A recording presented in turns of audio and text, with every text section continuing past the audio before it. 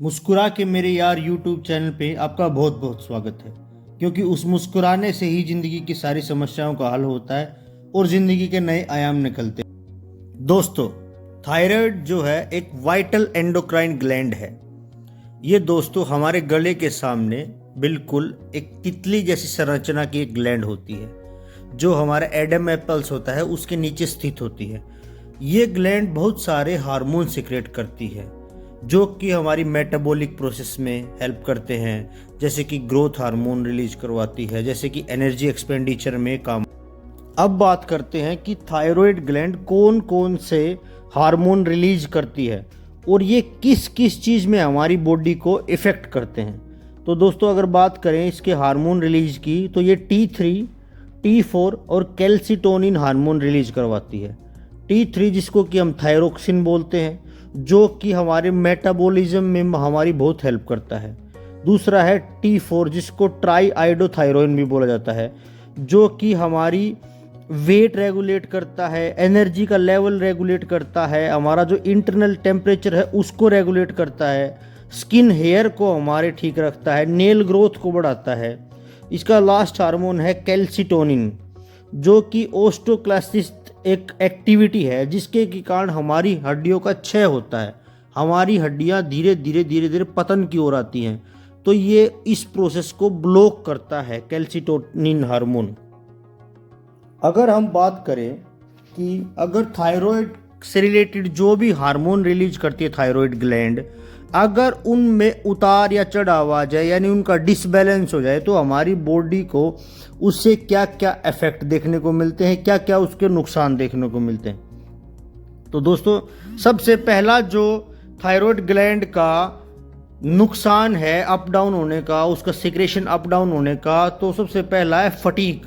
इसमें इंसान को पूरा दिन फटीक रहती है, पूरा दिन थका थका महसूस होता है, उसका काम करने का मन नहीं करता, थोड़ा सा काम करते ही जल्दी थक जाता है।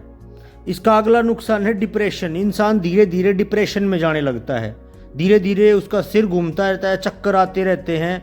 और आजकल के महिलाओं में खासकर सिर घूमने का, चक्कर आने का थायराइड एक मेन कारण है। इसका एक अगला नुकसान महिलाओं में है कि उनके मेंस्ट्रुएशन साइकिल जो है वो इरेगुलर हो जाते हैं।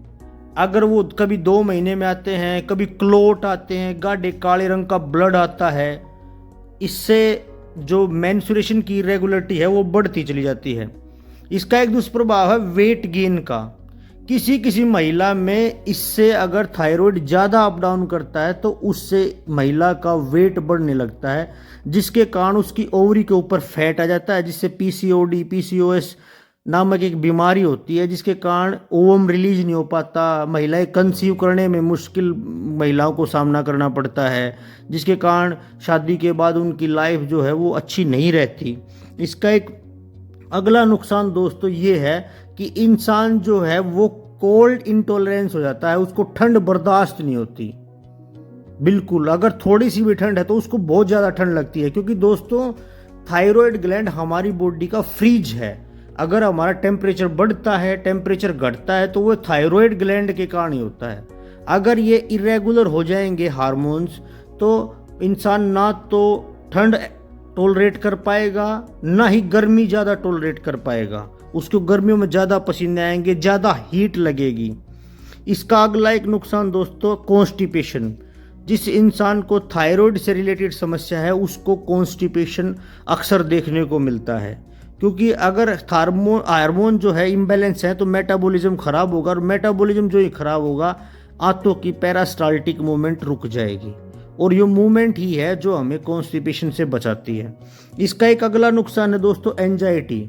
इंसान को बार बार घबराहट होगी, वो नया काम करने में डरेगा, वो नया काम करने में सक्षम नहीं रहेगा, वो ये सोचेगा कि ये काम मेरे से होगा या नहीं होगा।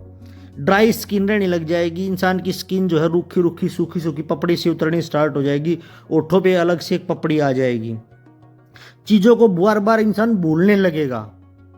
मान लो सुबह कोई काम उसको सोचा था कि मैं ये काम करूँगा, लेकिन शाम को उसको याद ही नहीं रहेगा कि काम के, क्योंकि थायराइड हार्मोन हमारे पिट्यूटरी ग्लैंड से सीधा कनेक्टेड है। इसका एक अगला नुकसान है दोस्तों मसल वीकनेस। इंसान की जो मसल्स हैं वो धीरे धीरे वीक होने लगेंगी। इंसान की बोन है वो धीरे धीरे वीक होने लगेंगी, क्योंकि कैल्सिटोनिन हार्मोन का अप डाउन हो जाएगा और इंसान की जो मसल्स हैं, इंसान की जो हड्डियां हैं, वो धीरे धीरे क्षय की ओर चली जाएंगी, कमज़ोर होती चली जाएंगी। घुटनों से धीरे धीरे कट कट की आवाज़ आनी स्टार्ट हो जाएगी और इंसान उठने बैठने में भी सक्षम अपने आप को फील नहीं करेगा। इसका एक अगला नुकसान ये है दोस्तों, क्योंकि ये हीट और कोल्ड से इंटरकनेक्टेड एक हार्मोन, एक ग्लैंड है, जिसके कारण इंसान का गर्म और ठंडा शरीर होता है। तो इंसान अगर गर्मी ज़्यादा बर्दाश्त नहीं कर पाएगा तो एक्सेसिव स्वेटिंग आएगी। अंडर आर्म्स में है, नोज़ के नीचे है, या कई और बॉडी पार्ट्स में इंसान को ज़्यादा स्वेटिंग, ज़्यादा पसीना महसूस होगा। और धीरे धीरे इंसान का जो है ब्लड प्रेशर जो है वो अप डाउन रहना स्टार्ट कर देगा। क्योंकि दोस्तों अगर थायराइड हार्मोन का अब बैलेंस हुआ है तो इंसान की हार्ट रेट जो है ना कभी कम हो जाएगी, कभी ज़्यादा हो जाएगी, जिसके कारण उसका ब्लड प्रेशर हाई, कभी लो रहना स्टार्ट कर देगा। क्योंकि ये दोस्तों ये मेनली क्या है, आयोडीन से रिलेटेड एक समस्या है। अगर किसी के खाने में आयोडीन की कमी है तो उसको थायराइड की प्रॉब्लम होगी ही होगी, आज नहीं तो कुछ टाइम के बाद जाके स्टार्ट होगी। और सेम ब्लड प्रेशर भी आयोडीन से रिलेटेड ही एक बीमारी है। किसी के शरीर में अगर सोडियम ज़्यादा है तो उसका ब्लड प्रेशर हाई होगा। इसीलिए तो डॉक्टर अगर आपका बीपी बढ़ जाता है तो आपको नमक कम लेने की सलाह देते हैं, अगर घट जाता तो नमक ज़्यादा लेने की सलाह देते हैं। तो सेम ऐसे ही है, अगर जिसको थायराइड की प्रॉब्लम है उसका बीपी अप डाउन रहना स्टार्ट हो जाएगा कुछ टाइम के बाद, आज नहीं तो। दूसरा, चेहरा मोटा मोटा हो जाएगा, फूला फूला सा हो जाएगा, जैसे मतलब जैसे हवा भर दी हो किसी ने चेहरे में, ऐसा फूला फूला पफीनेस सा चेहरा, बिल्कुल गोलू मोलू सा चेहरा हो जाएगा। दूसरा, इसका एक आखिरी नुकसान, बड़ा नुकसान जो है वो इंसान के हेयर लॉस पे है। इंसान धीरे धीरे उसके बाल पतले होने लग जाएंगे और धीरे धीरे उसको जो स्कैल्प है, उसकी जो मेन जो सिर की ऊपर वाली परत है वो धीरे धीरे क्षय पे आ जाएगी, जिसके कारण जो बालों को न्यूट्रिशन मिलना चाहिए वो नहीं मिलेगा और इंसान के हेयर जो है लॉस होने स्टार्ट हो जाएंगे। अब बात करते हैं कुछ ऐसे मुख्य कारण जिसके कारण इंसान के अंदर थायराइड की प्रॉब्लम आती है। इसका एक मुख्य कारण है कि थायराइड ग्लैंड के अंदर सोजिश आ जाना, इन्फ्लामेशन हो जाना, जिसके कारण थायराइड हार्मोन्स इम्बैलेंस हो जाते हैं। इसका एक और मुख्य कारण है थायराइड की सर्जरी या गले की कोई सर्जरी। अगर किसी इंसान के गले की सर्जरी होती है, उसको गले में कोई भी दिक्कत है तो उसके नर्व्स, आर्टरी, वेन्स जो थायराइड ग्लैंड तक जाती है वो इफेक्ट होती है, जिसके कारण थायराइड हार्मोन इम्बैलेंस होता है। इसका जो दोस्तों सबसे बड़ा और मेजर रीज़न है वो आयोडीन की कमी होती है हमारी डाइट में। अगर इंसान की डाइट में आयोडीन की कमी होगी तो उसको थायराइड होगा ही होगा, चाहे उसको लंबे समय में चल के प्रॉब्लम आए, चाहे उसको जल्दी ये प्रॉब्लम आए। खासकर महिलाएं जिनकी उम्र 40 से कम होती है उनको थायराइड ज़्यादा देखने को मिलता है। उनके पीरियड्स जो है इरेगुलर हो जाएंगे, कंसीव करने में समस्या आ जाएगी, माँ बनने में उनको प्रॉब्लम होने स्टार्ट हो जाएगी। इसका एक मुख्य कारण है लुप्स बीमारी। लुप्स एक ऐसी बीमारी है जिसके कारण चेहरे, आँखों की पुतलियों में सोजिश आ जाती है, पफीनेस सा मोटा मोटा चेहरा हो जाता है, जिसके भी कारण थायराइड इम्बैलेंस होता है। एक इसका एक कारण है ग्रेव्स बीमारी, ग्रेव डिजीज जिसको बोलते हैं। ये एक ऑटोमी इम्यून डिजीज है जो अपने आप इंसान का शरीर अपने आप ही इंसान के शरीर को नुकसान पहुंचाने लग जाता है। ये भी इसका एक मुख्य कारण है। इसका एक मेजर कारण है मेडिसिन्स। अगर कोई इंसान लंबे समय तक एंटीबायोटिक का प्रयोग करता है या कुछ ऐसी दवाइयाँ, स्टेरॉइड्स का प्रयोग करता है, जिसके कारण भी थायराइड हार्मोन इम्बैलेंस होते हैं। अगर बात करें कि थायराइड का हम क्योर कैसे कर सकते हैं, तो इसमें पहला तो एंटी थायराइड मेडिसिन ले सकते हैं जो डॉक्टर हमें प्रिस्क्राइब करते हैं, कि जिसके कारण हमारा जो है थायराइड बैलेंस में रहे। दूसरा, एक रेडियो एक्टिव आयोडीन आता है जो लैब में बनाया गया है, अगर हम उसका प्रयोग करेंगे तो हमारे आयोडीन की कमी नहीं रहेगी। तीसरा, एक इसका ट्रीटमेंट या लगा लो या क्योर लगा लो, वो है सर्जरी। अगर किसी इंसान की थायराइड ग्लैंड में इन्फ्लामेशन है या उसको कोई चोट आई है, कोई कैजुअलिटी हुई है, उसके ऊपर अगर कोई इन्फ्लामेशन है, कहीं टूट फूट है, तो उसकी सर्जरी करवा सकता है इंसान, जिसके कारण भी उसको आराम मिलता है। अब बात करते हैं दोस्तों इस वीडियो के मेन पार्ट के बारे में, जो कि हम अपने घर पे या हम डेली रूटीन में चेंज लाके किस तरह थायराइड हार्मोन को बैलेंस में ला सकते हैं, किस तरह हम इससे होने वाले साइड इफ़ेक्ट से अपने आप को बचा सकते हैं। तो इसका सबसे मेजर जो बचाव है वो है आयोडीन। अगर हम वही सफ़ेद वाला नमक हम खाते रहेंगे जो हमें दुकान से मिलता है, परचून की दुकान से मिलता है, जो 20 से 25 रुपये 30 रुपये किलो आता है, सफ़ेद नमक समुंदर वाला, तो उसमें आयोडीन कहीं नहीं है, उसमें नाम का भी आयोडीन नहीं है। अगर इंसान वो खाएगा तो उसको थायराइड की समस्या होगी। इंसान को पिंक रॉक साल्ट खाना पड़ेगा।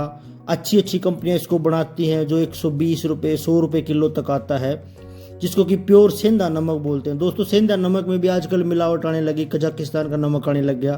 तो आपको अच्छी कंपनियां हैं इस देश में, जो बहुत सारी कंपनियां जो पिंक रॉक साल्ट बनाती हैं। अगर आप गूगल करेंगे या किसी और सर्च इंजन पे सर्च करेंगे तो आपको अच्छा पिंक रॉक साल्ट मिलने लगेगा। अगर किसी इंसान को प्योर पिंक रॉक साल्ट मिलता है तो उसके घर में बीपी और थायराइड, ये दो बीमारियां कभी भी एंट्री नहीं कर सकती। मेरे को भी बीपी की बहुत ज़्यादा प्रॉब्लम थी। रोज़ पता नहीं कितनी मेडिसिन थी जो मैं अपनी जेब में रख के घूमता था। कुछ भी दिक्कत होगी, चक्कर आने स्टार्ट हो गए, ब्लर दिखना स्टार्ट हो गया, तो मैं भी तुरंत गोली खा लेता था। लेकिन जब से मैंने पिंक रॉक साल्ट का इस्तेमाल शुरू किया है तब से आज तक मेरे घर में किसी को बीपी की प्रॉब्लम नहीं हुई है। थायराइड की प्रॉब्लम वैसे मेरे घर में किसी को नहीं थी, लेकिन मेरे पिताजी वैद्य हैं तो वो बहुत सारे अक्सर उनके पास मरी जाते हैं।